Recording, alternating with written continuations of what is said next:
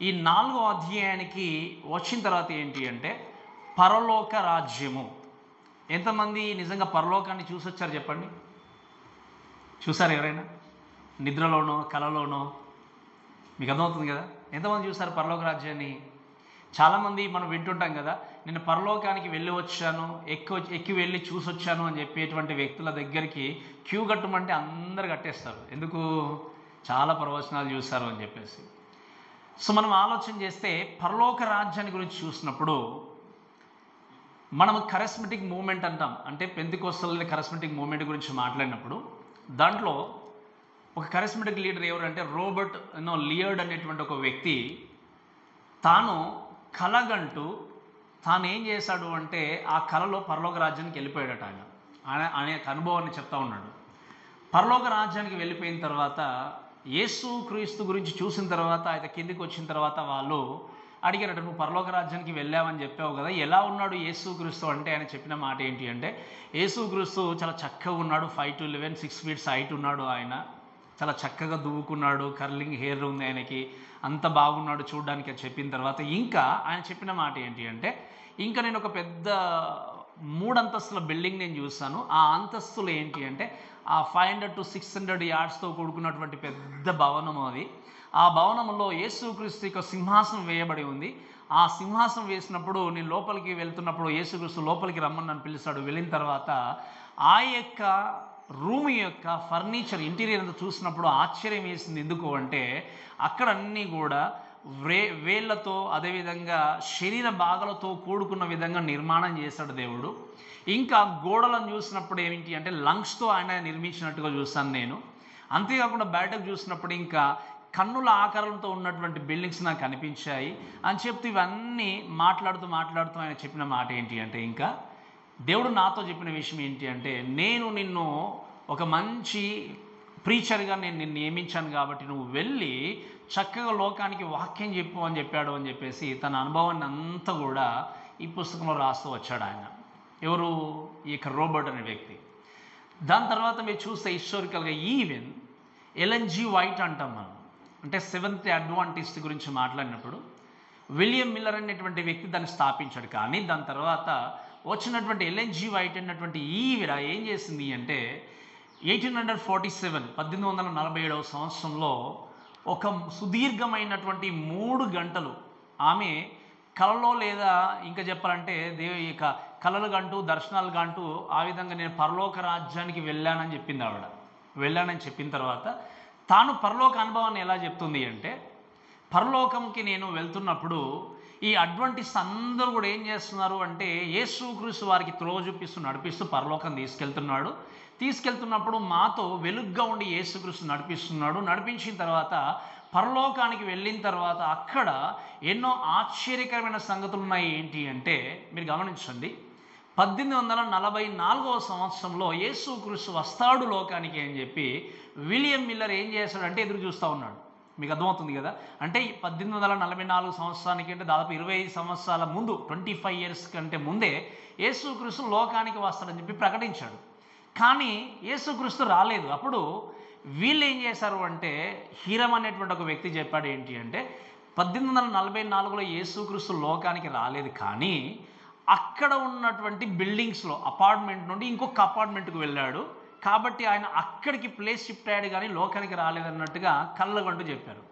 తర్వాత ఈ LN G white చెప్పింది ఏంటి అంటే, యేసుక్రీస్తు నన్ను అతి పరిశుద్ధ స్థలంలోనికి తీసుకెళ్ళిన తర్వాత అక్కడ మొత్తం చీకటిగా ఉన్నా కూడా నాకు 10 ఆజ్ఞలు కనబడ్డాయి. ఆ 10 ఆజ్ఞల్లో యేసుక్రీస్తు ఒక టార్చ్ లైట్లా ఒక లైట్ వేసి చూపించాడు. ఒక ఆజ్ఞ పైన ఆజ్ఞ ఏంటి అంటే, విశ్రాంతి దినమును ఏం చేయండి? పరిశుద్ధముగా ఆచరించము.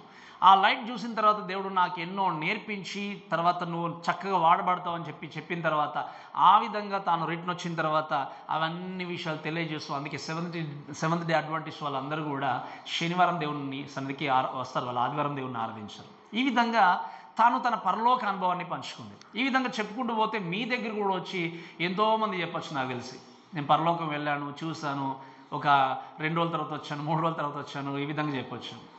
కానీ బైబిల్ ఏం చెప్తుంది మనకి? మనుషులు ఎన్నో హిస్టారికల్గా చాలా చెప్పారు మనకు. పరలోకం అంటే ఇలా ఉంటుంది. ఇప్పుడు ఆయన రోబోట్ చెప్పినట్టుగా 6 అడుగులుగా ఉంటాడు, ఆయన కర్లీని హెయిర్ ఉంటుంది ఆయనకు, ఈ విధంగా తన అనుభవాన్ని పంచుకున్నాడు. బట్ బైబిల్ ఏం చెప్తుంది మనకి? బైబిల్లో చూసినప్పుడు పౌలు గురించి మాట్లాడినప్పుడు ఆయన 3వ ఆకాశానికి కొనిపోబడ్డని దేవుని యొక్క వాక్యం ఉంది. కానీ ఆయన చూసిన సంగతులు ఆయన ఏమాత్రం కూడా మెన్షన్ చేయలేదు బైబిల్లో, దేవుడు అలౌ చేయలేదు. కానీ ఇంకొక వ్యక్తి ఉన్నాడు, ఎవరు అంటే యోహాను దేవుడు ఏం చేస్తాడంటే పరలోక రాజ్యానికి తీసుకెళ్ళినట్టుగా చూస్తాం. మీరు గమనించండి, మూడవ ఆకాశం అన్నప్పుడు 3 ఆకాశాలు ఉంటాయి. మొట్టమొదటిగా ఏమంటామంటే మనం నివసించేది ఆల్మోస్ట్ చెప్పాలంటే ఏరు ఉన్నంత వరకు దీన్ని ఏమంటారంటే మొదటి ఆకాశం అంటాం మనం. తర్వాత 2వ ఆకాశం ఏంటి అంటే నక్షత్రాలు, సూర్యుడు, చంద్రుడు, ఆ యొక్క గాలి లేనటువంటి ప్రదేశం అంతా కూడా, విశ్వం అంతా కూడా ఏంటి అంటే 2వ ఆకాశం అంటారు. 3వ ఆకాశం ఏంటి అంటే ఇంకా దేవుడు నివసించేటువంటి స్థలాన్ని ఏమంటారు? 3వ ఆకాశం అంటారు. సో ఇక్కడ ఈ విషయాలన్నీ కూడా చూసినప్పుడు యోహాను గురించి మాట్లాడినప్పుడు యోహాను కూడా ఏంటి అంటే పరలోక రాజ్యానికి ఆయన తన దర్శనంలో వెళ్ళినట్టుగా మనం చూస్తాం. కాబట్టి ఈ యొక్క ఉదయకాలంలో నేను మాట్లాడేది ఏంటి అంటే హెవెన్స్ థ్రోన్ ఆఫ్ గాడ్, అంటే పరలోకములో ఉన్నటువంటి దేవుని యొక్క సింహాసనం గురించి నేను మీతో చెప్పాలని ఆశపడుతుంటున్నాను. 4వ అధ్యాయం 1వ వచనం చదవండి చూడండి దయచేసి. ఈ సంగతులు జరిగిన తర్వాత నేను చూడగా అదిగో పరలోకమందు ఒక తలుపు తెరవబడి ఉండెను, మరియు నేను మొదట విన్న స్వరము బూరధ్వని వలె నాతో మాట్లాడగా వింటిని. ఆ మాటలాడిన వాడు ఇక్కడికి ఎక్కిరము, ఇక మీదట జరగవలసిన వాటిని ఏం చేస్తాను నీకు కనపరిచదని దేవుని యొక్క వాక్యంలో చూస్తాం. ఇక మాటను బట్టి చూస్తే దయచేసి వినండి. సింహాసనం అనేటువంటి మాట ఈ అధ్యాయంలోనే దాదాపుగా 13 టైమ్స్ రాయబడింది. ఎన్నిసార్లు చెప్పండి? 13 టైమ్స్.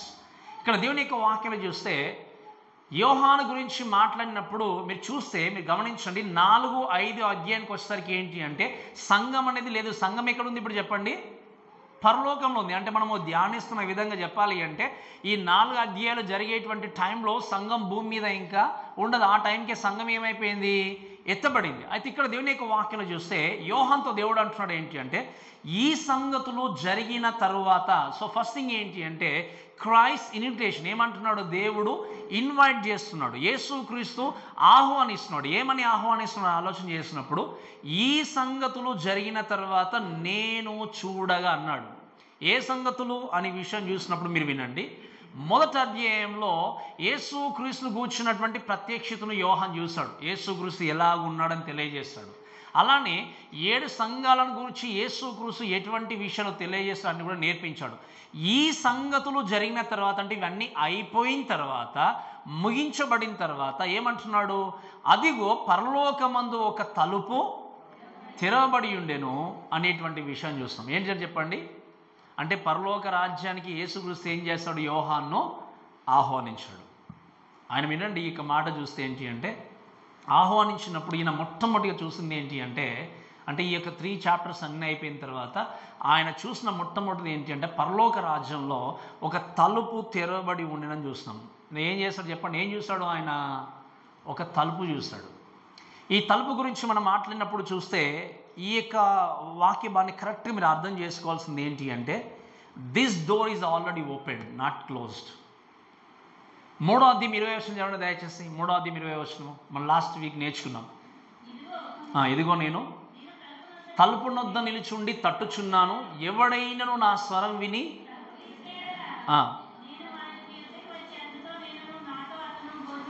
వినండి. ఇక్కడ దేవుని యొక్క వాక్యలు చూస్తే ఏంటి అంటే ఇక్కడ రాయబడినటువంటి తలుపు ఏంటంటే ఇది ఓపెన్ అయి ఉంది. మీకు అర్థమవుతుంది కదా? పరలోకంలో ఉన్నటువంటి తలుపు ఏమైంది?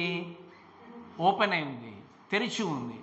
కానీ యేసుక్రీస్తు చెప్పినటువంటి ఈ యొక్క 3వ అధ్యాయం 20వ వచనంలో తలుపు ఏంటి అంటే అది క్లోజ్ అయింది. మీరు వినండి, యేసుక్రీస్తు సంఘానికి హృదయంలోనికి రానివ్వకుండా డోర్స్ క్లోజ్గా ఉంచుకుంటున్నట్టు ఎన్నో సంఘాలు ఉన్నాయి. అంతేకాకుండా ఎంతోమంది వ్యక్తులు ఉన్నారు. కానీ పరలోక రాజ్యానికి చేరడానికి యేసుక్రీస్తు ఎప్పుడు కూడా డోర్ని క్లోజ్ చేసి పెట్టలేదు. ఓకే, మీరు పలాని టైంకి రావాలి కాబట్టి ఆ టైంలోనే ఓపెన్ చేస్తాం, మార్నింగ్ నుండి ఈవినింగ్ వరకు, నైట్ క్లోజ్ చేస్తాం దేవుడు చెప్పి. It's always open. ఎప్పటి వరకు? యేసుక్రీస్తు మనకి ఇచ్చినటువంటి సమయాన్ని బట్టి ఆయన 2వ రాకడ వరకు యేసుక్రీస్తు ఏం చేశాడు అంటే ఆ తలుపును ఓపెన్ చేసి పెట్టాడు. Any one can go to heaven, the one who is going to receive Jesus as his personal saviour. యేసుక్రీస్తుని సొంత రక్షణగా అంగీకరించినటువంటి ప్రతి వ్యక్తి కూడా పరలోక రాజ్యానికి వెళ్ళడానికి అర్హుడు. ప్రేమ దేవుని దయచేసి ఈ మాటను బట్టి అర్థం చేసుకోండి. లోకంలో ఎన్నో సంఘాలు, ఎన్నో హృదయాలు యేసుక్రీస్తు హృదయంలోనికి రానివ్వకుండా తలుపు వేసుకుంటున్నారు. కానీ యేసుక్రీస్తు ఏమన్నాడు? యేసుక్రీస్తు గురించి మాట్లాడు పరలోకంలో ఏముంది అంటే ఆ తలుపు అనేది ఓపెన్ అయింది. ఒక మాట చెప్తాను వినండి. ఈ టైం వరకు సంఘం ఎత్తబడుతుంది. ఎటువంటి సంఘం విడిచిపెట్టబడుతుందో తెలుసా? లవోదియక అనేటువంటి సంఘం విడిచిపెట్టబడుతుంది. ఒకవేళ ఆ సంఘంలాగా యేసుక్రీస్తు ర్యాప్చర్ అయిపోయిన తర్వాత, ఎత్తబడిన తర్వాత సంఘంగా కూడుకున్న, దేవుణ్ణి ఆరాధించిన ఆ సంఘంలో దేవుడు ఉండడు. ఎత్తబడిన తర్వాత నిజంగా ఆరాధించుకోవడానికి ఒకవేళ చర్చ్కి వచ్చిన ఆ సంఘంలో దేవుడు ఉండడు, వారి హృదయంలో దేవుడు ఉండడు. ఎందుకు? ఆ టైం వరకే పరలోక రాజ్యానికి ఏమైపోయింది? సంఘం ఎత్తబడింది. కాబట్టి మీరు గమనించండి, ఇక్కడ పరలోకంలో ఉన్నటువంటి ఆ తలుపు అనేది ఏంటి అంటే అది ఓపెన్ చేయబడింది. అది ఎప్పుడు కూడా మూయబడినట్టుగా దేవుని యొక్క వాక్యంలో లేదు. ఈరోజు ఈ మాటలు విన్న ప్రేమ దేవుని దయచేసి వినండి. ఆ ఓపెన్ డోర్ ఏంటి అంటే it's entrance to throne of God. ఏంటి? ఆ యొక్క పరలోకపు తలుపు ఏంటి అంటే దేవుని యొక్క సింహాసనాన్ని చూడడానికి ప్రవేశించేది విధంగా ఉంది అని చూస్తాను. అందుకే ఈరోజు ఒక మాట చెప్తాను, వినండి చాలా జాగ్రత్తగా. God is inviting every one. మీరు గమనించండి, తనకు తారతమ్యాలు లేవు. ఏ అంతస్తు చూడకుండా దేవుడు ప్రతి ఒక్కరిని ఇన్వైట్. అందుకే మనం వాక్యం చూస్తాం కదా, ప్రయాసపడి భారం మోసుకొనిచున్న సమస్త జనులారా నా దగ్గర రండి అన్నాడు ఆయన. ఎవరిని కూడా ద్వేషించే దేవుడు కాదు, ఎవరు కూడా నా దగ్గరికి వద్దు అని చెప్పే దేవుడు కాదు. ఆయన ఈ లోకంలో మనం చూసినట్టుగా తారతమ్యాలు చూసి, వ్యత్యాసాన్ని చూసి ఆలోచించే దేవుడు కాదు. ప్రతి ఒక్కరికి దేవుడు ఏం చేస్తున్నాడు? ఆహ్వానాన్ని పంపిస్తున్నాడు. ఆహ్వానాన్ని గుర్తెరిగి ఆహ్వాన పత్రికను పట్టుకొని రక్షణ పొందుకొని ఆ యొక్క పరలోకంలో లేకపోతే యేసుక్రీస్తులోనికి ప్రవేశించిన వ్యక్తి ఆయనలో ఉన్నటువంటి ఆనందాన్ని, ఆయనలో ఉన్నటువంటి ఆశీర్వాదాన్ని ఏం చేయగలడు? చూడగలడు. అందుకే ఒక వ్యక్తి చక్కగా చెప్పాడు, మీరు వినండి. When you see a door, it's written like welcome. ఏముంది చెప్పండి అక్కడ? స్వాగతం అని రాసింది. సో స్వాగతం అనే బోర్డు ఉంది అక్కడ. బోర్డు వెళ్ళిన తర్వాత, చూసిన తర్వాత మీరు వినండి, ఆ స్వాగతం అనే బోర్డు చూసి మీరు లోపలికి ప్రవేశించి వెనుక తిరిగి చూసారనుకోండి, వెనకాల రాయబడిన మాట ఏంటి అంటే మీరు ఏర్పరచుకున్నబడినవారు.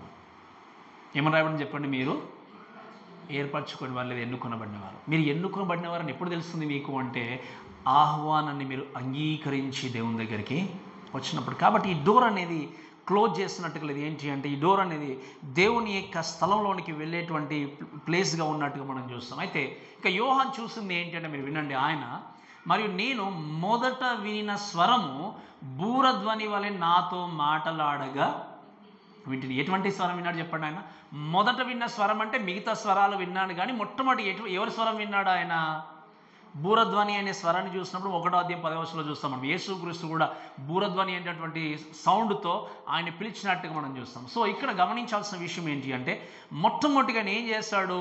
ఆ యొక్క సన్నిధిలో లేకపోతే పరలోక రాజ్యంలో యేసుక్రీస్తు యొక్క వాయిస్ వింటైన ముందుకు వెళ్ళినట్టుగా చూస్తాం. అయితే ఆ వాయిస్ లేకపోతే ఆ సౌండ్ ఏమని మాట్లాడింది, ఏమని పిలిచింది అంటే మీరు చూడండి. ఆయన అన్నాడు, నాతో మాట్లాడగా నేను విన్నప్పుడు ఆ మాట్లాడినవాడు ఇక్కడికి ఎక్కిరమ్ము అన్నాడు. ఏమన్నాడు చెప్పండి? ఇక్కడికి. ఎవరితో అన్నాడు ఈ మాట?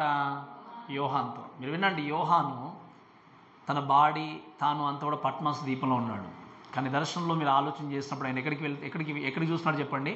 పరలోక రాజ్యంలోనికి నువ్వు ఎక్కిరమ్ము అనేటువంటి వాయిస్ తనకు వినిపించినట్టుగా చూస్తాం. కాబట్టి మీరు గమనించండి, ఈయన పరలోక రాజ్యానికి వెళ్ళింది దేని కొరకంటే ప్రత్యక్షను చూసి మనకు తెలియజేయడానికి, కానీ అక్కడే బాడీతో పాటు వెళ్ళి పర్మనెంట్గా కూర్చోడానికి వెళ్ళేది ఆయన. నేను చెప్పినప్పుడు మీకు అర్థమైంది కదా, పరలోకం ఎలా ఉండబోతుంది, పరలోక రాజ్యంలో ఎలా ఉంటుంది అనే విషయాలు మనకు తెలియజేయడానికి యోహాను ఏం చేశాడు? పరలోక రాజ్యానికి వెళ్ళినట్టుగా చూస్తాం. సో యేసుక్రీస్తు లేకపోతే దేవుడు ఏం చేశాడు అంటే కమ్ అప్ ఇయర్ అన్నాడు. ఏమన్నాడు చెప్పండి? నీవు పైకి ఎక్కిరమ్మని చెప్పాడు. ప్రేమ దేవునిలో దయచేసి సమయంలో మాటను అర్థం చేసుకోవాల్సింది ఏంటి అంటే ఈయన వెళ్ళి పరలోక రాజ్యానికి కూర్చున్నటువంటి ప్రత్యక్షతను మనకు తెలియజేస్తూ ఆయన చెప్పిన విషయం చూడండి దయచేసి. ఇంకా మనము చూస్తే రాయబడిన మాట ఏంటి అంటే 2వ వచనం చదువుదాం. ఇంకా మీరు చూడండి దయచేసి 2వ వచనం. అక్కడ చూస్తే దానికంటే ముందు ఇక్కడికి ఎక్కినాము, ఇక మీదట జరగవలసిన వాటిని నీకేం చేస్తాను అంటే ఇప్పటి వరకు ఏం జరిగింది? మొట్టమొదటికి చూస్తే జరిగిన సంగతులు నేను చూసిన తర్వాత దేవుడు ఏమన్నాడు? పరలోక రాజ్యానికి రమ్మని చెప్పిన తర్వాత ఏం చేస్తాడు దేవుడు? ఇక మీదట జరగవలసిన దాన్ని నేను ఏం చేస్తాను నీకు. ఏంటో తెలుసా జరగవలసినవి? నేను చెప్పాను మీకు ప్రారంభంలోనే, మహాశ్రమల కాలం, ఈ యొక్క 7 ఏళ్ల శ్రమల కాలం ఎలా ఉండబోతుందో తెలియజేస్తాడు. 7 ముద్రలు, 7 బూరలు, 7 పాత్రలు, అలానే ఏ విధంగా ఉండబోతుంది ఏంటి, ఇంకా మిలీనియం కింగ్డమ్ అంటాం, ఈ యొక్క 1000 ఏళ్ల పరిపాలన ఎలా ఉండబోతుంది, ఎటర్నల్ స్టేట్ ఎలా ఉండబోతుంది, ఇవన్నీ కూడా నేను నీకు తెలియజేస్తాను, నువ్వు ఇక్కడికి ఎక్కి రమ్ము అని చెప్పేసి యోహాన్ని ఆహ్వానించినట్టుగా చూస్తాను. ఎంతమంది నిజంగా ఈ యొక్క భవిష్యత్తు గురించి తెలుసుకున్న ఆశ కలిగి ఉన్నారు చెప్పండి? ఎంతమంది చెప్పండి? ఇప్పటికి కొంతమంది మనం చూస్తే డబ్బులు ఇచ్చి భవిష్యత్తు చెప్పడానికి ప్రయత్నం చేసి పరిగెత్తే వాళ్ళు ఉంటారు, అంతే కదా. దేవుణ్ణి అంగీకరించిన కొన్నిసార్లు ఏంటి అంటే ఏం జరుగుతుందో, అందుకే చెప్తాను వినండి. భవిష్యత్తు గురించి చెప్పాలని వచ్చేటువంటి వ్యక్తులు వారి భవిష్యత్తు వారికి తెలియదు. వారి భవిష్యత్తు వారికి తెలిస్తే నేను ఎలా సంపాదించుకుంటాను, ఎలా డబ్బులు వస్తాయని ఈజీగా కనుక్కుంటాడు కదా ఆయన, అలా సంపాదించుకోవచ్చు. కానీ మానవుని యొక్క మూర్ఖమైనటువంటి గుడ్డితనాన్ని బట్టి ఎన్నో వారి యొక్క స్వార్థపూరితమైన ఆలోచనలతో క్యాచ్ చేసుకుని ఏం చేస్తారు, ఎంతోమంది మోసం చేసే వ్యక్తులు ఉంటారు. కానీ గుర్తుపెట్టుకోండి, భవిష్యత్తును గురించి తెలియజేసే ఏకైక పుస్తకం ఏంటి చెప్పండి? బైబిల్ మాత్రమే. ఇవి లిటరల్గా జరగబోయేటివి, వీటిలో మార్పు లేదు. మనం అవునన్నా కాదన్నా, మనకు నచ్చినా నచ్చకపోయినా ఇవి తప్పకుండా జరగాల్సిన విషయాలు. కాబట్టి ఆ జరగబోయే విషయాలు నేను నీకు తెలియజేస్తానని చెప్పినప్పుడు వర్షంలో చూస్తే చూడండి, ఆయన రాసిన విషయం ఏంటంటే, వెంటనే నేను ఏం చేశాను, ఆత్మవశుడినైతిని అంటే ఆయన ఏం చేశాడు, ఆత్మచేత నింపబడి ఇంకా పరలోకానికి వెళ్ళిన తర్వాత చూసి అదుగో పరలోకమందు ఒక సింహాసనము. సో సెకండ్ థింగ్ చూడండి, ఫస్ట్ థింగ్ ఏంటంటే యేసుక్రీస్తు ఇన్వైట్ చేశాడు, క్రైస్ట్ ఇన్విటేషన్. సెకండ్ థింగ్ ఏంటి అంటే ద థ్రోన్ ఆఫ్ గాడ్. ఏంటి అంటే ఇంకా చెప్పాలంటే God is on the throne. అందుకే మేము కాలేజీలో ఉన్నప్పుడు కొన్ని విషయాలు బాగా చదువుతూ ఉన్నప్పుడు, నేర్చుకుంటూ ఉన్నప్పుడు కొన్ని సందర్భాల్లో సేవకులుగా ముందుకు వెళ్ళాలి అంటే సేవ చేయడం అనేది నాట్ ఏ ఈజీ టాస్క్. మీకు అర్థమవుతుంది కదా, సేవ చేయడం అనేది నాట్ ఏ ఈజీ టాస్క్. బయట కనబడేది ఒకలాగా ఉంటే వెనకాల సేవకుని యొక్క అంతరంగ జీవితం అనేది ఒక వ్యక్తి చక్కగా పుస్తకం రాశాడు. బయట కనబడేది కేవలం 1-2% మాత్రమే. కానీ సేవకుని యొక్క అంతరంగ జీవితం అనేది చాలామంది విశ్వాసాలకు అర్థం కాదు. వారు ఫేస్ చేసేటువంటి డిఫికల్టీస్ కానీ, నిస్పృహ కానీ, ఆ యొక్క అసహ్యం కానీ, ఇవన్నీ కూడా ఎన్నో రకాలుగా ఫేస్ చేసి ముందుకు వెళ్తున్నప్పుడు ఎప్పుడు ఒక మాట మేము గుర్తుపెట్టుకునే వాళ్ళం, ఎప్పుడు కూడా హృదయంలో ఉండేది ఏంటంటే God is on the throne. అంటే ఏంటి అర్థము? దేవుడు యేసుక్రీస్తు ఎక్కడున్నాడు? సింహాసనం మీద ఉండి సమస్తాన్ని ఏం చేస్తున్నాడు? కంట్రోల్ చేస్తున్నాడు. ఇప్పుడు మీ జీవితంలో కూడా అలజడి వచ్చింది అనుకోండి, ఏదైనా ఒక విషయంలో మీరు భరించలేకపోతున్నారు, మీ బాధలు, మీ కష్టాలు మీరు భరించలేకపోతున్నారు, మీ శ్రమలు నిజంగా మీ శ్రమల్లో మీరు నిజంగా ఓదార్పు పొందలేకపోతున్నారు. ప్రభా ఏ విధంగా ఈ సిచ్యువేషన్ నుండి బయటకు రావాలని చెప్పి మీరు కృంగిపోతున్నారేమో, బాధపడుతున్నారు. మీరు వినండి, మన దేవుడు సింహాసనం మీద ఆసీనుడుగా ఉన్నాడు. ఇప్పుడు ఒక రాజు సింహాసనం మీద చక్కగా ఆసనుడై ఉండి మంచి రాజుగానే ఉన్నాడు అనుకోండి. మంచి రాజు ఉంటే ఎవరికి నిజంగా న్యాయం జరుగుతుంది చెప్పండి? ఎవరికి సంతోషమో? గట్టిగా చెప్పాలి, ఎవరికి సంతోషమో? మంచి రాజుగా ఉన్న వ్యక్తి అయితే ప్రజలందరికీ సంతోషమే, చాలా చక్కగా ఉంటారు. ఒకవేళ సరైన రాజు లేకపోతే ప్రజలందరికీ కూడా కష్టమే. మీరు వినండి, మీ జీవితంలో ఎటువంటి సిచ్యువేషన్ గుండా వెళ్ళినా కూడా మనము అంగీకరించిన మన క్రీస్తు రాజుగా ఉంటున్నటువంటి దేవుడు సింహాసనం మీద ఏం చేస్తున్నాడు? ఆయన కూర్చుండి ఉన్నాడు అనే విషయాన్ని మర్చిపోకుండా నీ జీవితంలో ఎదురయ్యేటువంటి ప్రతి విధమైనటువంటి కష్టం కానీ, శ్రమ కానీ, ప్రభువా మీరు సింహాసనం మీద కూర్చుండి నన్ను చూసే దేవుడు ఉన్నారని చెప్పి నువ్వేం చేయాలి? దేవుని కొరకు కనిపెట్టుకుంటూ జీవించాలి. సో ఇక్కడ దయచేసి వినండి, దేవుని యొక్క వాక్యం చూస్తే రాయబడిన మాట ఏంటి అంటే, ఒక వ్యక్తి ఏం చేస్తాడు చెప్పండి? ఆ యొక్క సింహాసనం మీద ఏం చేస్తాడు చెప్పండి? కూర్చుండి ఉన్నట్టుగా చూస్తాం. ఆసీనుడై ఉండెను అని దేవుని యొక్క వాక్యం చూస్తాం. మీరు బైబిల్లో తర్వాత చదువుకోండి, మిఖాయి కూడా చూస్తాడు, యేషయ కూడా చూసినప్పుడు సింహాసనం మీద ఉన్నట్టుగా మనము దేవుని యొక్క వాక్యం చూస్తాం. సో ఇక్కడ ఈ సిట్టింగ్ గురించి మాట్లాడినప్పుడు మీరు ఆలోచన చేస్తే, హెబ్రీలకు రాసినటువంటి పత్రికలో నేను మీకు నేర్పించినప్పుడు యేసుక్రీస్తు పరలోకమందు సింహాసన ఆసనుడుగా ఉన్నాడని మాట మనం చదువుకుంటాం. ఆయన తండ్రి కుడి పార్శ్వన కూర్చుండి ఉన్నాడు అని. ఆ కూర్చోవడం వేరు, ఇక్కడ ఆసీనుడిగా ఉండడం వేరు. మీరు చాలా జాగ్రత్త వినాలి. అక్కడ కూర్చుండే విషయం ఆలోచన చేసినప్పుడు ఏంటి అంటే, యేసుక్రీస్తు లోకానికి వచ్చి పని జరిగించి తన పని ముగించి ఆయన ఏం చేస్తున్నాడు? అక్కడ హెబ్రీయులకు రాసిన పత్రికలో చూసినప్పుడు ఆయన రెస్ట్ తీసుకుంటున్నాడు. కానీ ఇక్కడ ఈ యొక్క పుస్తకాన్ని గురించి మనం ఆలోచన చేసినప్పుడు ఏంటి అంటే, ఈయన కూర్చుండే విధాన్ని చూసినప్పుడు ఏంటి అంటే, ఈయన రెస్ట్ తీసుకోవట్లేదు కానీ పరిపాలన కొనసాగిస్తున్నాడు. మీకు అర్థమవుతుంది ఏం చేస్తున్నాడు చెప్పండి? పరిపాలన చేస్తున్నాడు. ఆయన సర్వలోకానికి సర్వభూమికి ఆయన పరిపాలన జరిగించే దేవుడు ఆయన. ఈ లోకంలో, అందుకే మీకు లాస్ట్ టైం కూడా నేను చెప్పాను, ఈ లోకంలో ఒకవేళ కుర్చీ కోసం ఎంత పరిగెత్తినా, ఒకవేళ కొట్లాడుకున్నా, ప్రయత్నాలు చేసినా, ఇది చేసినా, అది చేసినా, ఆ కుర్చీ పర్మనెంట్ కాదు.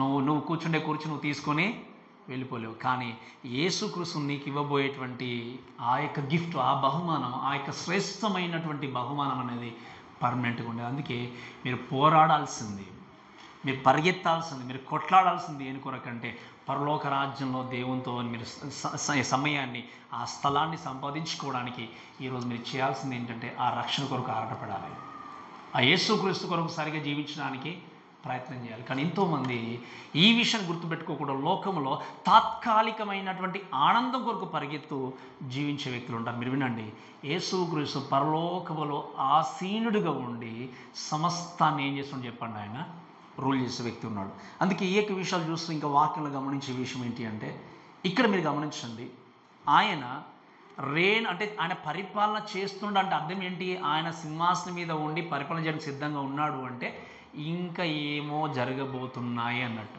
ఇప్పుడు రెస్ట్ తీసుకుంటున్నంటే పని లేదు అన్నట్టు. బట్ పరిపాలన చేస్తున్న అర్థం ఏంటి? చెప్పండి, ఎవరికి ఎలా తీర్పు తీర్చాలా, ఎవరిని ఎక్కడ పంపించాలా, ఎవరికి తగిన విధంగా ప్రతిఫలం ఇవ్వాలనేది దేవుడు సింహాసనం మీద కూర్చుండి ఏం చేయబోతున్నాడు చెప్పండి?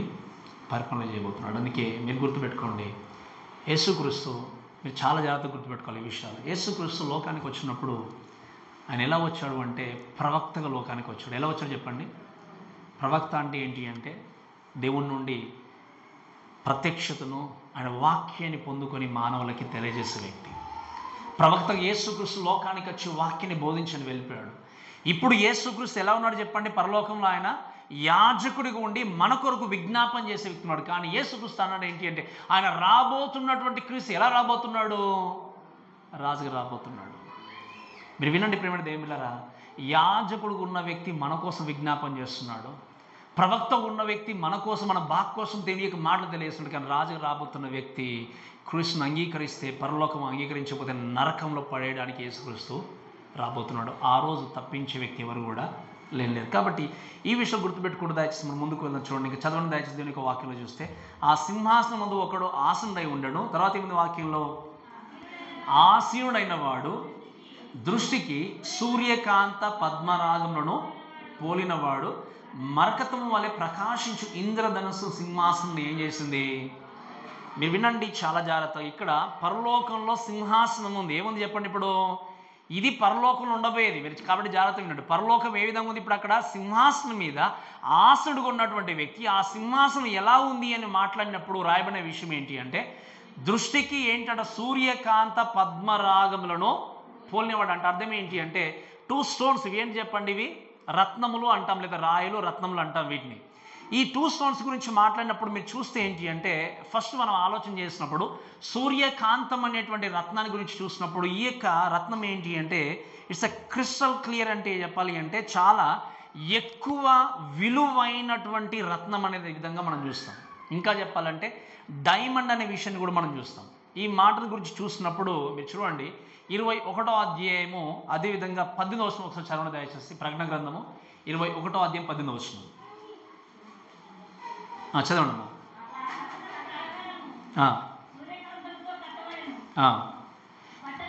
రైట్, వినండి. ఇక్కడ దయచేసి దేవుని యొక్క వాక్యాన్ని చూస్తే మనకి ఇక్కడ కూడా కనిపిస్తుంది. చూడండి, ఇక్కడ ఆ స్టోన్స్ కనిపిస్తున్నాయి కదా ఇక్కడ మీకు. ఇక్కడ ఏంటి అంటే ఈ యొక్క సూర్యకాంతము అనేటువంటి ఈ యొక్క స్టోన్ గురించి మాట్లాడినప్పుడు ఏంటి అంటే ఇది క్లియర్గా ఉండి ప్రశస్తమైందిగా, విలువైందిగా ఉండి అటువంటి దాంతో పరలోక పట్టణం అనేది నిర్మించబడుతుంది ఈ యొక్క వాక్యంలో ఉంది. అంటే ఈ యొక్క స్టోన్ విషయం మాట్లాడినప్పుడు ఈ యొక్క స్టోన్స్ లేకపోతే ఈ యొక్క రత్నములను ధరించుకున్న వ్యక్తిగా యేసుక్రీస్తు పోలిన వ్యక్తి ఉన్నాడంటే అర్థం ఏంటి అంటే, మీరు వినండి, ఈ స్టోను దేనికి సూచనగా రిప్రజెంట్గా ఉంది అంటే ఆయన మహిమను మనకు తెలియజేస్తుంది. ఏంటి చెప్పండి? యేసుక్రీస్తు విలువైన వ్యక్తి. ఆయన ఎంతో అమూల్యమైన వ్యక్తి, గొప్పగా ఉన్నటువంటి వ్యక్తి.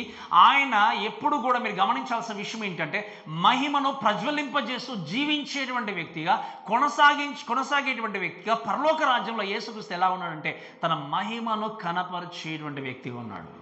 రెండవ స్టోన్ ఏంటి అంటే పద్మరాగం అనే విషయం చూసినప్పుడు దీన్ని మనం ఇంగ్లీష్లో అయితే సార్డీస్ అంటాం. అంటే సార్డీస్ అనేటువంటి పట్టణంలో ఈ యొక్క స్టోన్స్ ఉన్నట్టుగా మనం చూస్తాం. ఈ యొక్క స్టోన్ గురించి మాట్లాడినప్పుడు ఏంటి అంటే రెడ్ కలర్లో ఉన్నట్టుగా, ఇంకా చెప్పాలంటే కొంత ట్రాన్స్లేషన్లో కెంపు అంటాం మనం తెలుగులో. ఈ యొక్క స్టోన్ ఇలా ఉన్నప్పుడు ఏంటి అంటే, ఈ స్టోన్ ఏంటి అంటే యేసుక్రీస్తు యొక్క న్యాయానికి, జస్టిస్కి సూచనగా ఉంది. అంటే మీకు అర్థమవుతుంది కదా, ఈ యొక్క రెండు రత్నములను పోలిన వ్యక్తిగా ఉన్నాడంటే సింహాసనం మీద కూర్చున్నటువంటి వ్యక్తి, సింహాసనం మీద ఆసీనుడైనటువంటి వ్యక్తి, మహిమలో ఉంటూ మహిమను కనపరుస్తూ న్యాయాన్ని జరిగించి తీర్పును తీర్చే దేవుడుగా అక్కడ ఉన్నాడు. మీకు అర్థమవుతుంది కదా. ఏ విధంగా ఉన్నాడు చెప్పండి? ఈ లోకంలో వచ్చినటువంటి యేసుక్రీస్తు లాగా లేడు ఆయన. ఈ లోకంలో ఉన్నటువంటి వ్యక్తిగా ఆయన లేడు.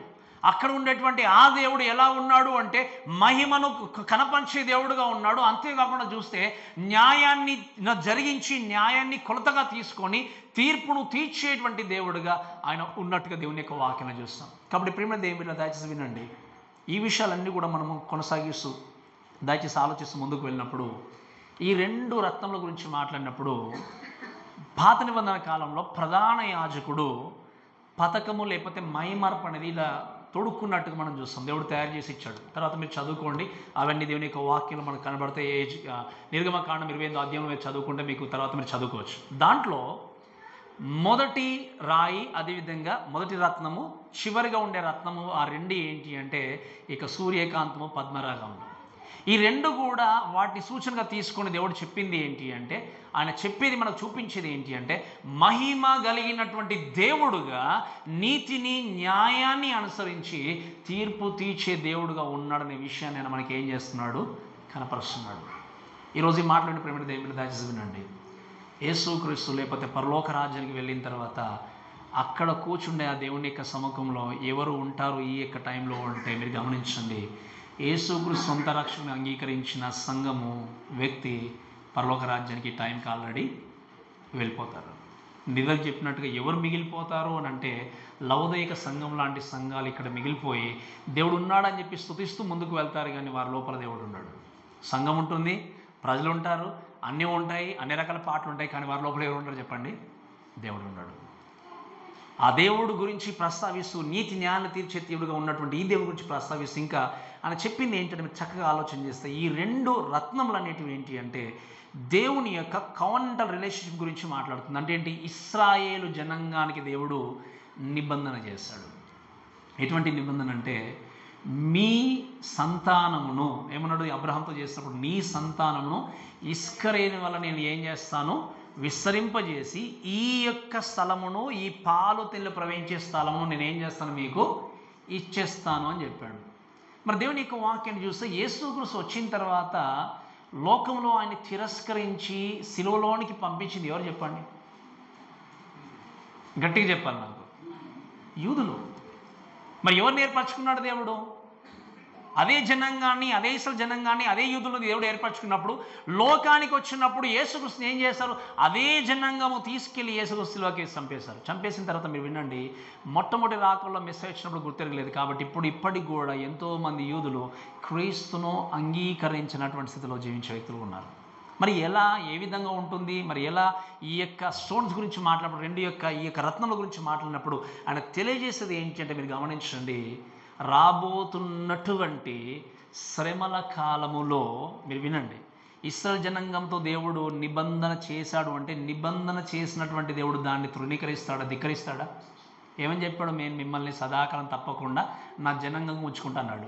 మరి అనేక మంది దేవుణ్ణి అంగీకరించకపోయినా దేవుడు తన వాగ్దానాన్ని మర్చిపోకుండా మీరు వినండి, ఈ రాబోతున్నటువంటి శ్రమల కాలంలో 1,44,000 మందిని ఆయన ఏం చేయబోతున్నాడు చెప్పండి? సీల్ చేసి ముద్రించి ఎవరు కూడా వారిని టచ్ చేయకుండా దేవుడు భద్రపరచడానికి సిద్ధంగా ఉన్నాడు. అంత్యక్రీస్తు లోకానికి వచ్చిన, అందరిని హింసించిన, అందరినీ బాధపెట్టిన ఈ 1,44,000 మందిని మాత్రమే ఆ యొక్క అంత్యక్రీస్తు ముట్టడు. ఈ 1,44,000 మందిని దేవుడు ఏం చేస్తున్నాడు?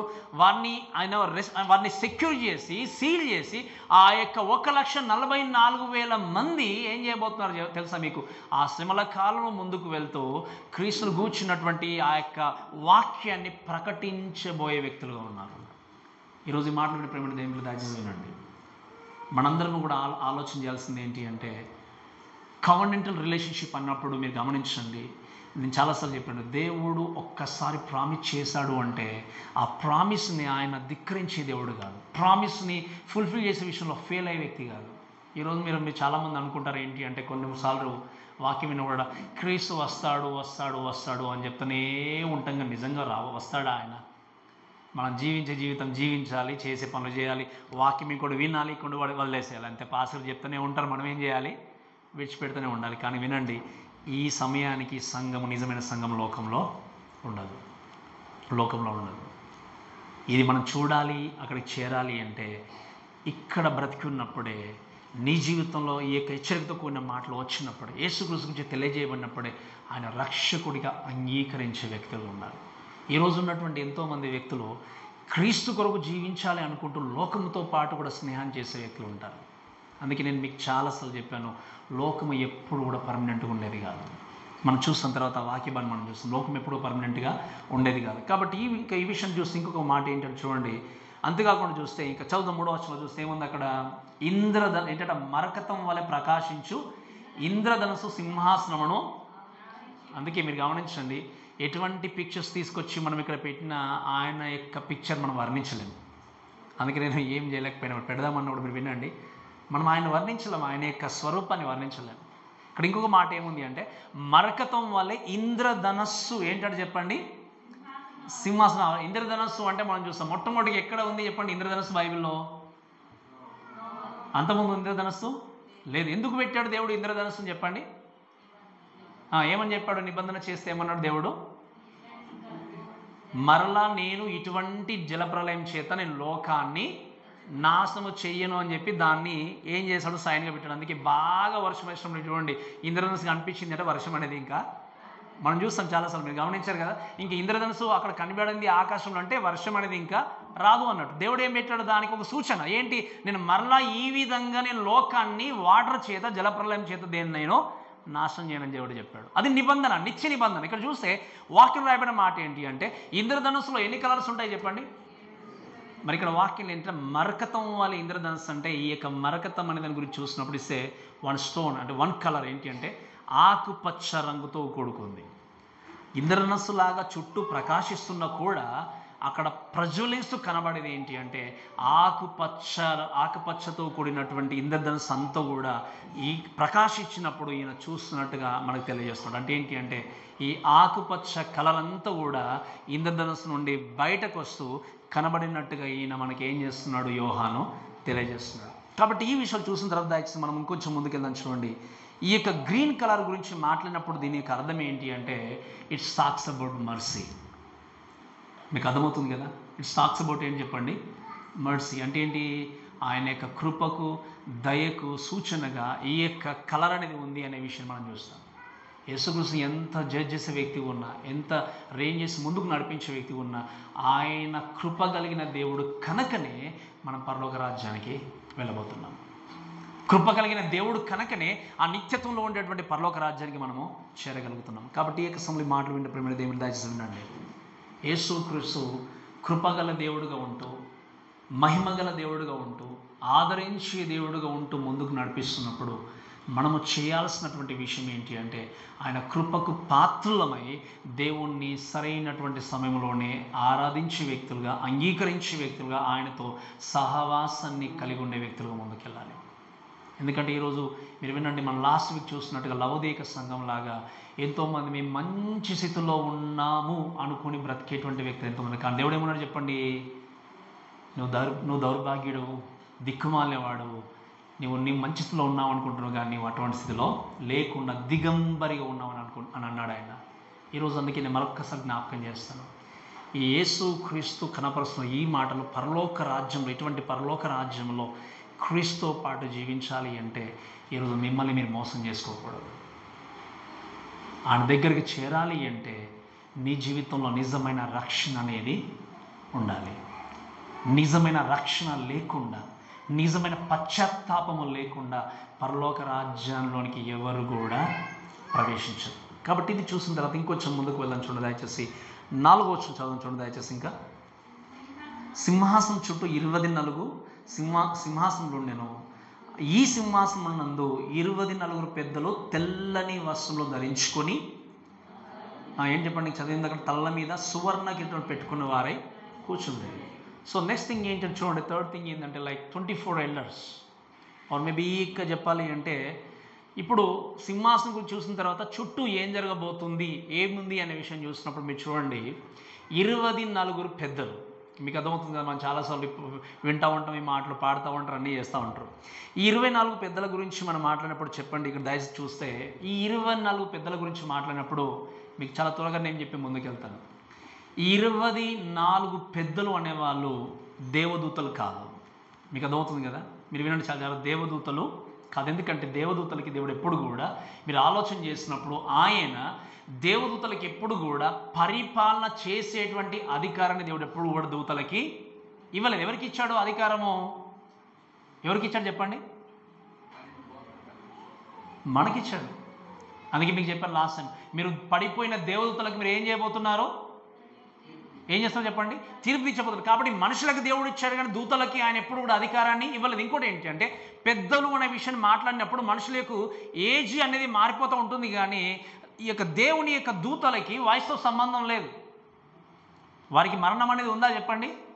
మరణం లేదు. దేవుని యొక్క దూతలకి మరణం అనేది లేదు. కాబట్టి ఈ దూత లేకపోతే ఈ యొక్క పెద్దల గురించి మాట్లాడినప్పుడు ఏంటి అంటే, వాళ్ళు అక్కడ దేవుని యొక్క సన్నిధిలో కూర్చుండి 24 సింహాసనం మీద కూర్చుండి ఈ విజయాన్ని పొందుకొని ఇంకా విక్టోరియస్గా దేవుని యొక్క సింహాసనం దగ్గర కూర్చున్నట్టుగా మనం చూస్తాం.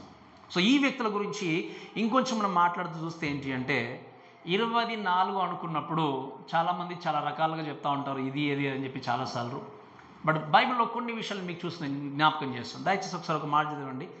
మొదటి దినవృత్తాంతముల గ్రంథంలో 24వ అధ్యాయం 4వ వచనం చదవండి దయచేసి. 24వ అధ్యాయం 4వ వచనం. 4వ వచనం.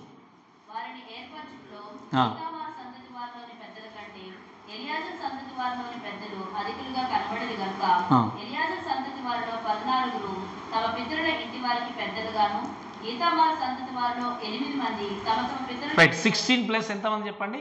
8. ఎంత 16 ప్లస్ 8 ఎంత చెప్పండి? 24 మెంబర్స్ని యాజకులుగా దావీదు నియమించినట్టుగా మనం చూస్తాం.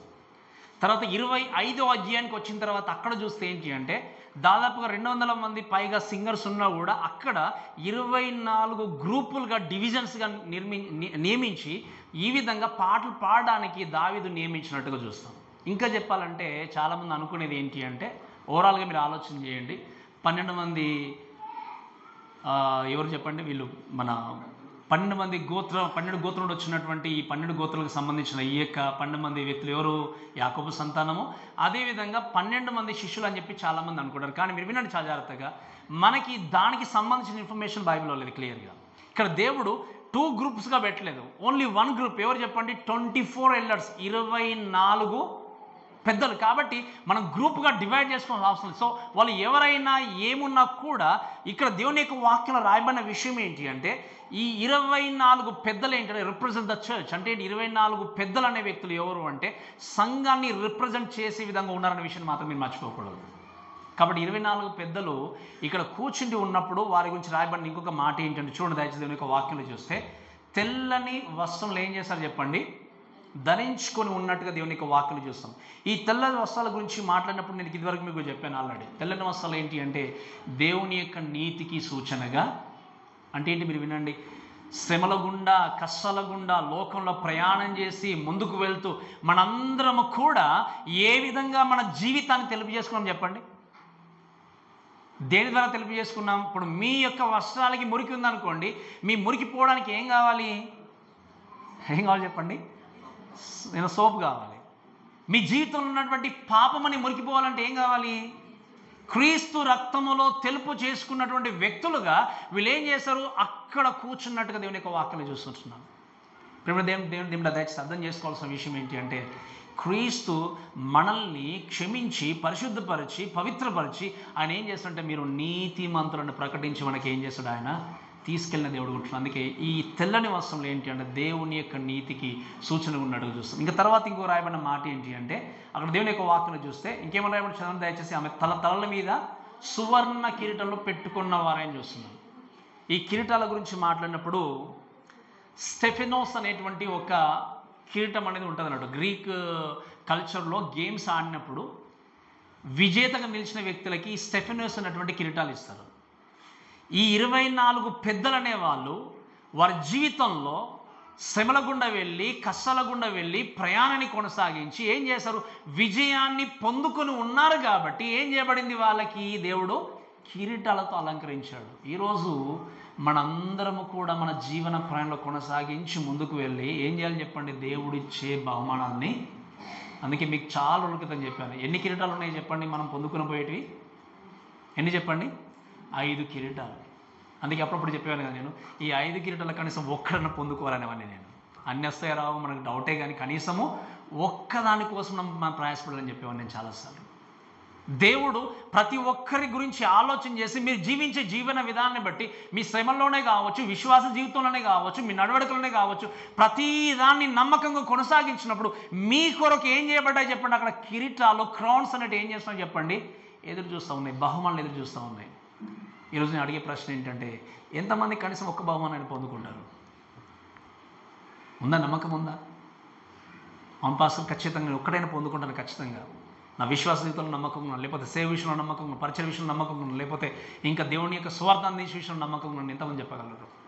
నేను శ్రమలు వచ్చినా, శోధనలు వచ్చినా, కష్టాలు వచ్చినా కూడా నేను శ్రమల్లో, శోధనలో ఏ మాత్రం మిమ్మల్ని ధిక్కరించకుండా, మిమ్మల్ని ప్రక్కన పెట్టకుండా అనునిత్యము కూడా మీ కొరకు సాక్షి జీవించాను కాబట్టి ఖచ్చితంగా నాకు ఒక్కడన్నా వస్తుంది ప్రభు. ఎంతమందికి నమ్మకం ఉంది? The crowns are waiting for us. ఆ కిరీటాలు, బహుమానాలు ఏం చేస్తున్నాయి చెప్పండి? ఎవరి కోసం ఎదురు చూస్తున్నాయి? ఎవరి కోసం చెప్పండి? మీ అందరి కొరకు, మన అందరి కొరకు. ఈ 24 పెద్దలు కిరీటాలతో అలంకరించుకొని ఏం చేస్తారు చెప్పండి? అక్కడ కూర్చుని ఉన్నారు. ఈరోజు అందుకే నేను చెప్పాను ఇది చాలాసార్లు, ఈ లోకంలో ఏ బహుమానమైనా అది శాశ్వతమైనది కాదు. ఏ బహుమానమైనా కూడా ఆ బహుమానాన్ని తీసుకుని కొద్ది వరకు సంతోషంతో మనం ఉండొచ్చు. ఒక వ్యక్తి మనకు సహాయం చేశాడు, ఒక గిఫ్ట్ ఇచ్చాడు, బహుమానం ఇచ్చాడు అంటే మళ్ళీ అది కొద్ది రోజుల వరకు మనం దాన్ని చూసుకుని మురిసిపోతాం కావచ్చు, కానీ మరలా ఇంకొక దానికోసం వెయిట్ చేసే స్థితిలో ఉండొచ్చు. కానీ ఏ బహుమానం కానీ, ఏ గిఫ్ట్ కానీ నీకు నిత్యమైనటువంటి ఆనందాన్ని ఇవ్వలేవు. కానీ దేవుడిచ్చేటువంటి బహుమానము ఎప్పుడు కూడా నీకు ఆనందాన్ని ఇచ్చేది ఉంటుంది. కాబట్టి ఈరోజు ఈ వాక్యం వినపడేది ఏమిటారా? పరలోక రాజ్యానికి వెళ్ళడానికి మనం చాలా దగ్గరలో ఉన్నాం. ఉన్నామా లేవా చెప్పండి? ఉన్నామా లేవా? ఎంతమంది నమ్ముతున్నారు మనం చాలా దగ్గరలో ఉన్నామని? నమ్ముతున్నా, నమ్మట్లేదా? We are very close. అందుకే ఇంకో మాట అడుగుతాను ఇప్పుడు దేవుడు వస్తే బాగుండని వాళ్ళు ఎంతమంది? మళ్ళీ సేమ్ అంతే కదా. దేవుని రాకుండా దగ్గరలో ఉంది అంటే ఉంది, నమ్ముతున్నాం. మరి ఇప్పుడు వస్తే బాగుండవు అంటే? అందుకే నేను ఎప్పుడు చెప్తూ ఉంటాను ఈ మాట మీకు. ఎవ్రీ సండే నేను జ్ఞాపకం చేస్తాను. ఎందుకంటే that's a very primary thing. ఏంటంటే నేను ఎప్పుడు చెప్తాను కదా, ఆయన రాకడ అనేది ఎప్పుడో ఎవరికి తెలియదు. మరి నా కోరిక, నా బాధ, నా వేదన ఏంటి అంటే ఎవరు కూడా ఇక్కడ దేవుణ్ణి ఎదుర్కోకుండా ఇక్కడ మిగిలిపోకూడదు. స్పెషల్లీ మన సంఘం. అది నా బాధ. ఎందుకు మనం నమ్మకం లేదు అన్నట్టయితే ఏం చేయాలి? మనం దాని కొరకు ప్రయత్నం చేయాలి, పోరాడాలి. ప్రభా ఇది నాకు తెలియట్లేదు, దీని గురించి నేనేం చేయాలి అని నేర్పించండి ప్రభా అని. You go to your room, pray 1 hour 2 hours అడగండి, దేవుణ్ణి అడగండి. అందుకే వాక్యం చూసాం. ఇన్విటేషన్ అనేది దేవుడికి అందరికి ఇవ్వలే. ఇచ్చాడో చెప్పండి? ఏమన్నాడు? ప్రయాసపడి భారం మోసుకొని చున్న కొద్ది మంది అన్నారా? దేవుడే అన్నాడా చెప్పండి? సమస్త జనులు అంటే దాంట్లో మీరు ఉన్నారా లేరా? ఉంటే మీరు ఏం చేయాలి? ఇప్పుడు మీరు కూడా వెళ్ళి దేవుణ్ణి అడగండి, ప్రభువా నాకు రక్షణ కూర్చొని నీ చేతులు నాకు ఇవ్వండి. మీరు ఇప్పుడు వచ్చిన ఆనందంగా మిమ్మల్ని ఎదుర్కొనేటువంటి భాగ్యాన్ని, నాకు సంతోషాన్ని అనుగ్రహించండి ప్రభు అని మనం ప్రార్థన చేస్తూ మనం ముందుకు వెళ్ళాలి. కాబట్టి ఈ విషయం చూస్తూ దయచేసి మనం ముందుకు వెళ్దాం. చూడండి, ఇంకా దేవుని యొక్క వాక్యాన్ని చూస్తే 24 పెద్దల తర్వాత ఇంకా వర్డ్స్ 5 చదువు చూడండి దయచేసి. ఆ సింహాసనములో మెరుపులను, ధ్వనులను, ఉరుములను బయలుదేల్చున్నవి, మరియు ఆ సింహాసనం చేత 7 దీపం ప్రజ్వలించున్నవి. అవి దేవుని 7. మనం ఎక్కడున్నాం చెప్పండి? ఇప్పుడు అందరం ఎక్కడున్నాం చెప్పండి? పరలోకములో జరుగుతున్నటువంటి సంగతులతో మనం వింటూ ఉన్నాం. ఎక్కడ ఏం కనిపిస్తుంది? అక్కడ ఇప్పుడు దేవుని యొక్క సింహాసనం అక్కడ ఉన్నట్టుగా చూస్తాం. కాబట్టి 4వ విషయం ఏంటంటే ఇక్కడ 7 ఆత్మలు అని చూస్తున్నాం. అంటే దాని చుట్టూ ప్రక్కన అంతా కూడా ఏంటి అంటే 7 ఆత్మలు ఉన్నట్టుగా దేవుని యొక్క వాక్యం మనం చూస్తాం. ఈ యొక్క విషయం చూసినప్పుడు వాక్యం రాయబడిన మాట ఏంటి అంటే, ఆ సింహాసనం నుండి మెరుపులను, ధ్వనులను, ఉరుములను బయలుదేరుచున్నామని దేవుని యొక్క వాక్యం చూస్తాం. ఈ లైట్నింగ్స్ కానీ థండర్స్ కానీ ఇవన్నీ చూసినప్పుడు ఏంటి అంటే ఇవి దేనికి సూచనగా ఉన్నాయంటే దేవుని యొక్క talks about God's divine power and glory. అంటే దేవుని యొక్క దైవికమైనటువంటి శక్తికి ఆ యొక్క మహిమకు సూచన ఉంది. మీరు వినండి, అందుకే నేను చాలాసార్లు చెప్పాను, మీరు ఆలోచన చేసి చూస్తే 2 మౌంటైన్స్ అనేటువంటి వాక్య భాగాన్ని హెబ్రీయుల పత్రికలో నేను మీకు చెప్పాను. ఎంతమంది గుర్తు నాకు తెలియదు. సీనాయి పర్వతము, సియోను కొండ అంతే కదా. సీనాయి, సియోను ఈ రెండిటి గురించి నేను మీకు వాక్యం చెప్పాను. తర్వాత మీరు వెళ్ళి తర్వాత మీరు చూసుకోండి, మీకు అర్థమవుతుంది. ఆ యొక్క పర్వతం మీద కొంచెము సౌండ్ వచ్చినప్పుడే చాలామంది భయపడినట్టుగా మనం చూస్తాం. ఇక్కడ ఆలోచన చేయాల్సింది ఏంటి అంటే ఆ సింహాసనం నుండి ఉరుములు మెరుపులను ఆలోచన చేసినప్పుడు గాడ్ ఈజ్ నాట్ ఈ talks about God's divine power. అంటే ఏంటి? ఆయన దైవికమైనటువంటి శక్తిని కలిగి తీర్పు తీర్చే దేవుడు ఉన్నాడు. ఆయన చెప్పాలంటే భయాన్ని కలిగించే దేవుడు ఉన్నాడు. ఎవరికి చెప్పండి? ఎవరైతే యేసుక్రీస్తుని సొంత రక్షణ అంగీకరించినటువంటి వ్యక్తులు ఉంటారో వారు యేసుక్రీస్తు వచ్చినటువంటి టైంలో రొమ్ము కొట్టుకొని ప్రభువా నన్ను రక్షించడని చెప్పి వేడుకున్న కూడా, ప్రార్థన చేసినా కూడా ఏ మాత్రం అవకాశం లేకుండా తీసుకెళ్లి నరకంలో దేవుడు ఏం చేసేవారు? తప్పకుండా పడేస్తాడు. మన దేవుడు జాలి కలిగిన వ్యక్తి కాదనట్లేదు, కానీ నువ్వు మరణించిన తర్వాత జాలి చూపించడు. మన దేవుడు ప్రేమ కలిగిన దేవుడే కాదనట్లేదు, కానీ నువ్వు మరణించిన తర్వాత ఆ ప్రేమను చూపించి పర్లేదులే నేను ఛాన్స్ ఇస్తున్నాను అని చెప్పేసి నేను నరకం నుండి మళ్ళీ పరలోకానికి జనికి ఎప్పుడు కూడా షిఫ్ట్ చేయడు.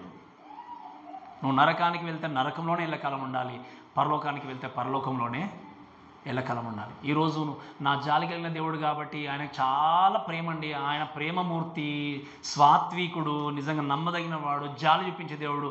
అలానే ఉంటుంది. దేవుడు క్షమించకపోతాడు అప్పటికి అని అనుకుంటున్నాను. కానీ వాక్యం చెప్తుంది there is no another chance. వాక్యం ఏమిది? ఒక వ్యక్తి ఒక్కసారే మరణించాలి, తదుపరి ఎక్కడికి చెప్పండి? తీర్పులోనికి వెళ్ళాలి. ఎవరు కూడా మళ్ళీ మిమ్మల్ని దేవుడు తన మనసు మార్చుకొని పర్లేని మళ్ళీ ఒక్కొక్కరిని నరకం నుండి పైకి తీసుకొస్తానని అనడానికి ఏం లేదు. అందుకే ఈరోజు నేను చెప్పే మాట ఏంటి అంటే ఆయన జాలిగల దేవుణ్ణి చూడండి మంచిదే, కానీ దాంతోపాటు ఆయన ఒకవేళ ఆయన యొక్క రక్షణ కానీ ఆయన ప్రేమను సరిగ్గా చూడకపోతే వాక్యం రాయబడిన మాట ఏంటి అంటే 3:36 యోహాను సువార్తలో కుమారుని యందు విశ్వాసం ఉంచిన వాడు ఏంటంటే చెప్పండి? నిత్య జీవానికి విశ్వాసం ఉంచినటువంటి వ్యక్తి దేవుని ఉగ్రతకి ఏంటంటే చెప్పండి? పాత్రుడవుతాడు. ఈరోజు ఆ ఉగ్రత నుండి తప్పింపబడాలంటే క్రీస్తు చేత మీ జీవితాన్ని కట్టుకుంటూ రక్షణకు పాత్రలు ముందుకెళ్ళాలి. అంతేకాకుండా వాక్యాలు చూస్తే ఇంకా రాయబడిన విషయం ఏంటి అంటే అక్కడ 5వ వచనం చూస్తే ఆ సింహాసనం ఎదుట 7 ద్వీపములు ఏంటంటే చెప్పండి? ప్రజ్వలించుచున్నవని దేవుని యొక్క వాక్యం చూస్తాం. 7 ల్యాంప్ స్టాండ్స్. మొదటి అధ్యాయంలో మనం చూస్తున్నప్పుడు ఈ 7 ద్వీపములు 7 సంఘాలకి సూచనగా ఉన్నట్టుగా మనం చూస్తాం. కానీ ఇక్కడున్న 7 దీపాలు అవి కావు. చాలా జాగ్రత్తగా గుర్తుపెట్టుకోండి. ఆ 7 దీపాలు ఏంటి అంటే లోపల ఉండి దేవుని దగ్గర ఉండి 7 సంఘాలు ప్రతి ఒక్కదాన్ని రిప్రజెంట్ చేస్తున్నట్టుగా మీరు మొదటి అధ్యాయంలో మనం చూస్తాం. కానీ ఇక్కడ ఉన్నటువంటి ఈ 7 ద్వీపాల గురించి మాట్లాడినప్పుడు ఏంటి అంటే ఇది అవుట్డోర్ టార్చెస్ ఆఫ్ అవుట్డోర్. అంటే ఏంటి? ఇది బయట కనబడేటువంటి టార్చ్ లైట్గా ఉండి పరిశుద్ధాత్మ దేవుని యొక్క మినిస్ట్రీ గురించి మాట్లాడినప్పుడు, పరిచర్య గురించి మాట్లాడినప్పుడు ఇక్కడ 7 ఏంటంటే వాక్యంలో చూస్తే రాయబడిన మాట ఏంటి అంటే 5వ వచనంలో ఆ 7 ఆత్మలు అంటే ప్రజ్వలించున్నవి అవి అంటే ఏంటి? ఆ కనబడేటువంటి ఈ యొక్క 7 ద్వీపములు 7 ఆత్మలు అనే విషయం చూస్తాం. అంటే పరిశుద్ధాత్మ దేవుని యొక్క 7 రకమైనటువంటి పరిచర్యలు అనే విషయం మీకు మొదటిగా నేను జ్ఞాపకం చేస్తాను. ఇప్పుడు మొదటి అధ్యాయంలో. కాబట్టి ఇప్పుడు కూడా మీరు తర్వాత మీరు చదువుకోవాలి అంటే ఐజయాలో మీరు 11వ అధ్యాయము 2వ వచనం చదువుకోవడం మీకు అర్థమవుతుంది. యెషయా గ్రంథం 11వ అధ్యాయం 2వ వచనంలో. సో పరిశుద్ధాత్మ దేవుని యొక్క 7 పరిచర్యలు.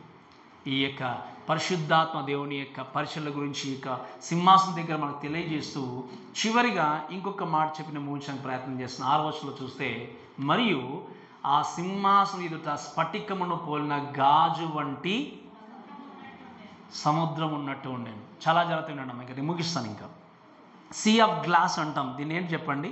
ఈ గాజులు అంటే ఏంటి? సముద్రం ఉన్నట్టుగా మనం దేవుని యొక్క వాక్యలు చూస్తాం. ఎటువంటి సముద్రం అంటే ఇది? ఏమనుకుంటున్నారు చెప్పండి? సముద్రం అంటే ఏమనుకుంటున్నారు చెప్పండి? ఈ యొక్క సముద్రం అనే మాట చూసినప్పుడు దేవుని యొక్క వాక్యాన్ని బట్టి చూస్తే ఏంటి అంటే ఇది లిటరల్గా సముద్రం అంటే సముద్రం కాదు. మీకు అర్థమవుతుంది కదా? ఎందుకంటే ఒకసారి భూమి ఆకాశం అంతరించిపోయిన తర్వాత సముద్రం అనేది ఇక ఉండదు. మీరు చదవండి 21వ అధ్యాయం 1వ వచనం చదవండి దయచేసి. ప్రకటన గ్రంథము 21వ అధ్యాయం 1వ వచనం. నేను క్రొత్త ఆకాశమును క్రొత్త భూమిని చూచితిని. మొదటి ఆకాశమును మొదటి భూమియు గతించిపోయెను. ఏంటంటే వాక్యం ఏముంది? సముద్రమును ఇకను ఇంకా సముద్రాలు అనేటివి ఉండవు. మీకు అర్థమవుతుంది కదా మీరు చెప్పిన మాట? పరలోకంలో సముద్రం అనేది ఉండదు, ఇక సముద్రం లేదు. మనం ఉండబోయేటువంటి ప్రాంతంలో సముద్రం ఇక లేదు. కొత్త భూమి కొత్త ఆకాశం ఏమైపోయింది, సృష్టింపబడుతుందని చెప్పినప్పుడు ఇక్కడ అర్థం ఏంటి అంటే it's talks about God's glory. అంటే యోహానికి అదేవిధంగా సింహాసనానికి మధ్యలో ఉన్నటువంటి గ్యాప్ను చూపిస్తూ దేవుడు ఏమన్నట్టు రాయబడిన మాట ఏంటి అంటే ఆ గాజు వంటి సముద్రం ఉన్నట్టే గాడ్ కెన్ సీస్ ఎవ్రీథింగ్. ఈ కెన్ ఆయన నుండి ఆయనకు కనుమరుగైంది కానీ ఆయనకు కనబడకుండా ఉండేది కానీ లోకంలో ఏది ఈ కెన్ సీస్ ఎవ్రీథింగ్. ఈరోజు వాక్యమైన ప్రేమ దేవుని దయచేసి వినండి. ఆయనకు మహిమకు కారణభూతుడుగా ఉండి సమస్తాన్ని పరిపాలించే దేవుడుగా ఉండి ప్రపంచాన్ని సమస్తాన్ని చూసే దేవుడుగా ఉండి ఆయనకు ఏది కూడా కనుమరుగైంది లేనటువంటి స్థితిలో ఉన్నప్పుడు ఆ సింహాసనం మీద ఆశయుడుగా ఉన్నటువంటి క్రీస్తుని హృదయపూర్వకంగా ఇప్పుడు కనుక విశ్వసించకపోతే పరలోక రాజ్యానికి అర్హత అనేది లేదు. అందుకే ఈ యొక్క సమయంలో నేను చెప్పే మాట ఏంటంటే choose this day home you will serve. ఈరోజు మీరు వాక్యాన్ని బట్టి వినాల్సింది ఏంటి అంటే ఎవరిని నిజంగా మీరు సేవిస్తున్నారు? ఈ పరలోకంలో కనబడుతున్నటువంటి ఈ దేవుడు అబద్ధం కాదు. మనం నేర్చుకున్నటువంటి ఈ పరలోకము అబద్ధం కాదు. ఆడ ఉండబోతున్నటువంటి సింహాసనము అబద్ధం కాదు. ఇక్కడ ఉండేటువంటి ఈ దేవుని గురించి మాట్లాడినప్పుడు లోకంలో ఎంతోమంది వ్యక్తులు ఆ పరలోకం నాకు కావాలి, అలానే లోకం నాకు కూడా కావాలి అనుకునేటువంటి వ్యక్తులు ఎంతోమంది ఉన్నారు. మీరు వినండి. అందుకే ఎప్పుడు జ్ఞాపకం చేస్తాం, లోక స్నేహము దేవునితో ఎప్పుడు కూడా వైరమే. వాక్యం ఒక మాట ఉంది, ఏ దాసుడు ఇద్దరు యజమానులకి అంటే ఏ వ్యక్తి కూడా ఇద్దరు యజమానులకు దాసుడుగా ఉండనేరాడు. నేను నిజంగా దేవా మిమ్మల్ని సేవిస్తాను మీ కొరకు బ్రతాను అంటాం, మళ్ళీ మన డబ్బుకు దాసోగులు ఉంటాం, లోకానికి దాసోలు ఉంటారు, మనుషులకు దాసులు ఉంటారు. దయచేసి గుర్తుపెట్టుకోండి, you can not serve Jesus fully if you really try to satisfy someone else. నువ్వు వేరే వ్యక్తిని నిజంగా సాటిస్ఫై చేస్తూ లోకంలో బ్రతికినంతకాలము క్రీస్తుకు దాసుడు ఉండి దేవుణ్ణి ఎప్పుడు కూడా సేవించలేము. ఈరోజు ఈ వాక్యాన్ని బట్టి నేను చెప్పే మాట ఏంటి అంటే యోహాను ద్వారా దేవుడు పరలోక రాజ్యాన్ని మనకు చూపిస్తున్నాడు. ఆయన పరిపాలన చేసేటువంటి దేవుడుగా ఉన్నాడు. ఆ దేవుణ్ణి సేవిస్తున్నావా? లోకంలో ఉన్నటువంటి లోకం వైపు చూసి, లోకంలో ఉన్నటువంటి మాసెస్ చూసి, లోకంలో ఉన్నటువంటి అధికారులను చూసి వారికి రెస్పెక్ట్ ఇవ్వకూడదని నేను చెప్పట్లేదు, కానీ దాంట్లో లోక సంబంధమైనటువంటి దుష్టత్వములో ఆలోచనలు చిక్కుకొనకుండా ప్రభువైన యేసు క్రీస్తు కొరకు నువ్వు జీవిస్తేనే ఆయన యొక్క పరిపాలనలో నీ జీవితం ఏ విధంగా కూడా చెప్పండి క్షేమంగా సుఖవంతంగా ఉంటుంది. అందుకే నేను మళ్ళీ చెప్పాను, ఈ బ్రతికున్నప్పుడే ఆయన గురించి నువ్వు అంగీకరిస్తే, ఆయన తెలుసుకుంటే, ఆయన గురించి నువ్వు ఆలోచన చేస్తే, ఆయన నమ్మినట్టయితే పరలోక రాజ్యంలో ఏం చేయబోతున్నావు చెప్పండి? ఆయనతో పాటు కూర్చుండి బహుమానాలు పొందుకోవడానికి సిద్ధంగా ఉన్నావు. లేదా ఒకవేళ నువ్వు దేవుని తిరస్కరించి ధిక్కరించి వదిలేసి ఒకవేళ ముందుకు వెళ్ళిపోతే నువ్వు ఎంతగా ప్రాకులాడినా, ఎంత రొమ్ము కొట్టుకుంటూ ఏడ్చినా, ప్రభువా నన్ను తీసుకెళ్ళండి అరిచినా, ఏది చేసినా నీ జీవితానికి ప్రయోజనం అనేది ఇక ఉండదు. కాబట్టి సమయం ఉండగానే మన జీవితం చక్కదిద్దుకుంది. అందుకే వాక్యంలో ఒక మాట ఉంది, ఇంత గొప్ప రక్షణ మనం నిర్లక్ష్యం చేసి ఎలాగో తప్పించుకుందాం అంటాడు. ఈ రక్షణ అనేది ఇవ్వబడుతుంది. యోహానుకి ఇన్విటేషన్ ఇచ్చినట్టుగా దేవుడు మీ అందరికీ ఇన్విటేషన్ ఇస్తున్నాడు, అందరికీ ఆహ్వానాన్ని అందిస్తున్నాడు. Anyone can come. వారి దేవుడు ఒక్కరిని రిజెక్ట్ చేయట్లేదు. You can go to God and ask, ప్రభువా నన్ను మీరు అంగీకరించండి, నేను మిమ్మల్ని నమ్ముతున్నానని చెప్పేసి మీ పాపాన్ని ఒప్పుకొని పశ్చాత్తాపము కలిగినట్టయితే ఈ చెప్పినటువంటి ఈ పరలోక రాజ్యంలో మనం ఉండబోతాం. ఆ పరలోక రాజ్యంలో మనం ఆనందించగలుగుతాం. కాబట్టి అటువంటి జీవితాన్ని మనందరికీ దేవుడు దయచేసి ముందుకు నడిపించడం మనం ప్రార్థన చేద్దాం. కాబట్టి మాటలను మనం దేవుడు దీవించి ఆశీర్వదించును గాక. ఆమేన్.